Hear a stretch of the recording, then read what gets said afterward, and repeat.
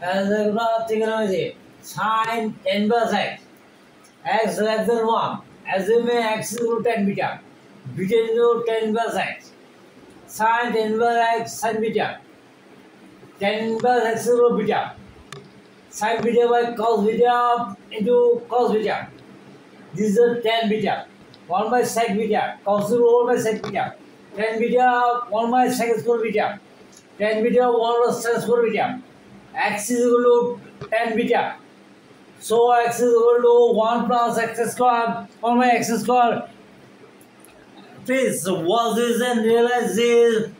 All of your progressive minus cooperation with the next class within short time. Please subscribe me. I must be grateful to all of your progressive minus me. If you want me as a science teacher and mathematics teacher, please subscribe me.